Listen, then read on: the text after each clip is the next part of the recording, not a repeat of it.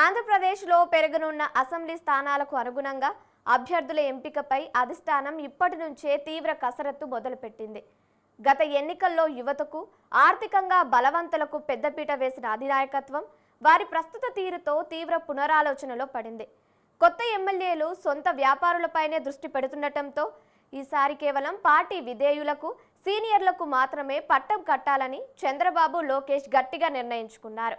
ఇంతకీ అంచనాలు తలకిందులు చేసిన కొత్త ఎమ్మెల్యేలపై పార్టీ పెద్దలు తీసుకోబోయే కఠిన చర్యలు ఏంటి?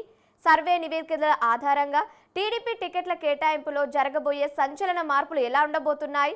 Let's watch the story.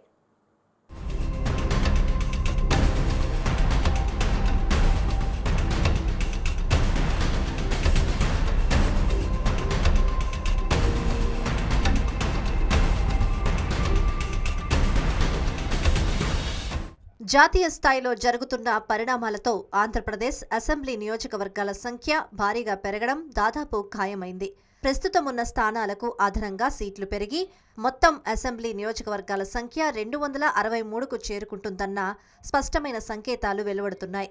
ఈ భారీ పెంపు నేపథ్యంలో అధికార కూటమిలో ప్రధాన పక్షమైన తెలుగుదేశం పార్టీ సుమారు 200 స్థానాలకు అటు ఇటుగా పోటీ చేసేందుకు అత్యంత పకడ్బందీగా ప్రణాళికలు రచిస్తోంది. అభ్యర్థుల ఎంపిక విషయంలో పార్టీ అధినేత చంద్రబాబు నాయుడు ఎప్పట్లాగే శాస్త్రీయ విధానాలకే పెద్దపీట వేస్తున్నారు. రాబోయే ఎన్నికల్లోనూ కేవలం పక్కా సర్వే నివేదికల ఆధారంగానే టికెట్లను ఖరారు చేయాలని అధిష్టానం ప్రాథమికంగా నిర్ణయించింది.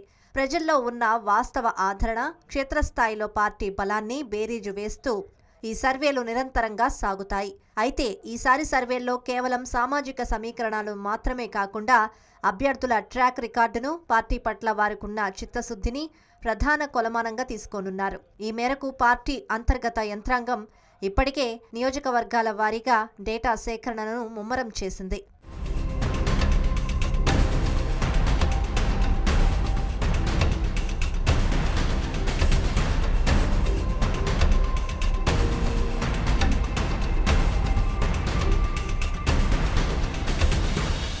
రాబోయే ఎన్నికల వ్యూహాలను సిద్ధం చేస్తున్న అధిష్టానం 2024 ఎన్నికల్లో తాము అమలు చేసిన ప్రయోగాలను తీవ్రంగా సమీక్షిస్తోంది. గత అసెంబ్లీ ఎన్నికల్లో వైసీపీని ధీటుగా ఎదుర్కొనేందుకు టీడీపీ అధినాయకత్వం యువకులను, కొత్త ముఖాలను, ఆర్థికంగా అత్యంత బలవంతులైన నేతలకు పెద్ద సంఖ్యలో టికెట్లు కేటాయించింది. సామాజిక వర్గాల సమీకరణాలను, వారి ఆర్థిక స్థితిగతులను పరిగణలోకి తీసుకుని అభ్యర్థులను ఎంపిక చేసింది. ఈ ప్రయోగం ఎన్నికల విజయానికి సహాయపడినప్పటికీ ప్రభుత్వ ఏర్పాటు తర్వాత ఆశించిన స్థాయిలో సత్ఫలితాలను ఇవ్వడం లేదని పార్టీ పెద్దలు చర్చిస్తున్నారు. మొదటిసారి భారీ మెజారిటీలతో గెలిచిన చాలా మంది కొత్త ఎమ్మెల్యేలు ఇప్పుడు పూర్తిగా గాడి తప్పుతున్నారు. రాజకీయాలను కార్పొరేట్ కోణంలో చూస్తున్న వీరికి పార్టీ సిద్ధాంతాలపై కనీస అవగాహన కొరవడిందన్న టాక్ వినిపిస్తోంది. పార్టీ కోసం దశాబ్దాలుగా రక్తం చిందించిన క్షేత్రస్థాయి క్యాడర్ను వారు ఏమాత్రం దగ్గరకు తీయడం లేదు. కొత్తగా వచ్చిన నేతలకు పార్టీ పట్ల ఎలాంటి కమిట్మెంట్ లేకపోవడం అధిష్టానానికి తీవ్ర ఆందోళన కలిగిస్తోంది. తాము వేసిన అంచనాలకు, ప్రస్తుతం ఈ కొత్త ఎమ్మెల్యేల పనితీరుకు మధ్య ఏమాత్రం పొంతన లేకుండా పోయిందని టీడీపీ పెద్దలు అంతర్గత సమీక్షల్లో నిర్ధారించుకున్నారు. ఎమ్మెల్యేల పనితీరుపై ప్రభుత్వ నిఘా విభాగాలు, పార్టీ అంతర్గత సర్వేలు ఎప్పటికప్పుడు అధిష్టానానికి పక్కా నివేదికలు అందిస్తున్నాయి. ఈ నివేదికల్లో విస్తుపోయే నిజాలు వెలుగు చూశాయి. మొదటిసారి చట్టసభల్లో అడుగుపెట్టిన పలువురు నేతలు తమను తాము మోనార్కులుగా భావిస్తూ నియోజకవర్గాల్లో ఇష్టారాజ్యంగా వ్యవహరిస్తున్నారు. ప్రజా సేవను పూర్తిగా గాలికొదిలేసి తమ వ్యక్తిగత వ్యాపార సామ్రాజ్యాలను విస్తరించుకోవడంపైనే ఎక్కువగా ఫోకస్ పెట్టినట్లు ఇంటెలిజెన్స్ రిపోర్టులు స్పష్టం చేస్తున్నాయి. అధికారంలోకి వచ్చిన తరువాత ప్రభుత్వ ప్రతిష్టను పెంచాల్సిన బాధ్యతను వీరు పూర్తిగా విస్మరించారన్న టాక్ ఉంది. రాష్ట్ర ప్రభుత్వం ఎంతో ప్రతిష్టాత్మకంగా అమలు చేస్తున్న సంక్షేమ పథకాలను, భారీ అభివృద్ధి పనులను సామాన్య ప్రజల దరికి చేర్చడంలో వీరు దారుణంగా విఫలమవుతున్నారు.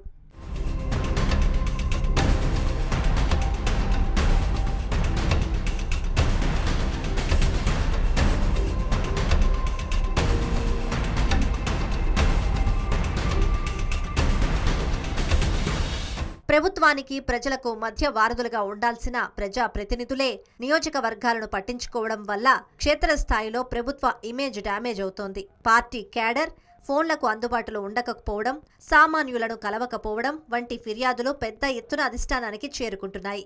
ఎమ్మెల్యేల వ్యవహార శైలిపై పార్టీ అధినేత చంద్రబాబు నాయుడు అత్యంత కఠినంగా వ్యవహరిస్తున్నారు.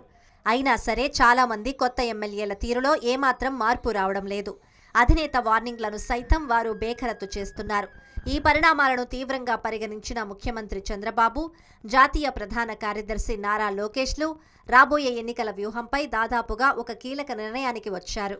కేవలం డబ్బు, సామాజిక వర్గం చూసి కాకుండా ప్రతి ఒక్క నాయకుడి ఖచ్చితమైన ట్రాక్ రికార్డును విశ్లేషించిన తరువాత మాత్రమే టికెట్ కేటాయించాలని వారు గట్టిగా నిర్ణయించుకున్నారు. పార్టీ కష్టకాలంలో ఉన్నప్పుడు జెండా మోసిన విధేయులకు ఈసారి మొదటి ప్రాధాన్యత దక్కనుంది. ఎమ్మెల్యేల గ్రాఫ్ మెరుగుపడకపోతే ఎంతటి ఆర్థిక బలవంతులైనా సరే రాబోయే ఎన్నికల్లో నిర్దాక్షిణ్యంగా పక్కన పెట్టేలా పార్టీ నాయకత్వం కఠిన వైఖరిని అవలంబిస్తోంది. కొత్త ప్రయోగాల మోజులో పడి గత ఎన్నికల్లో పార్టీ కోసం సుదీర్ఘకాలం పనిచేసిన సీనియర్ నేతలను పక్కన పెట్టడం ద్వారా తప్పు చేశామని తెలుగుదేశం నాయకత్వం ఇప్పుడు పునరాలోచనలో పడింది. సీనియర్లు లేకుండా క్షేత్రస్థాయిలో పార్టీ యంత్రాంగాన్ని సమన్వయం చేయడం అసాధ్యమని ప్రస్తుత పరిస్థితులు తెలియజేస్తున్నాయి. అందుకే ఈసారి అభ్యర్థుల ఎంపికలో భారీగా దిద్దుబాటు చర్యలు చేపట్టాలని అధిష్టానం నిర్ణయించింది. నియోజకవర్గాల పునర్విభజనతో సీట్ల సంఖ్య గణనీయంగా పెరుగుతున్నందున ఆ పెరిగిన స్థానాల్లో ఎంతో కాలంగా ఎదురుచూస్తున్న సీనియర్ నేతలకు, పార్టీ విధేయులకు ఖచ్చితంగా అవకాశాలు కల్పించేలా పక్కా స్కెచ్ సిద్ధమవుతోంది. యువత ఉత్సాహానికి సీనియర్ల అనుభవాన్ని జోడించి వచ్చే ఎన్నికల బరిలోకి దిగాలని పార్టీ భావిస్తోంది. ఏది ఏమైనా నాయకుల పనితీరు ఆధారంగా ఎన్నికల నాటికి అందే తుది సర్వే నివేదికలను బట్టే ఎవరికి టికెట్ దక్కుతుందనే ఫైనల్ నిర్ణయం వెలువడుతుంది. ఈ క్రమంలో తమ తీరు మార్చుకొని ప్రస్తుత ఎమ్మెల్యేలకు భవిష్యత్తులో గడ్డుకాలం తప్పదని పార్టీ వర్గాలు స్పష్టం చేస్తున్నాయి.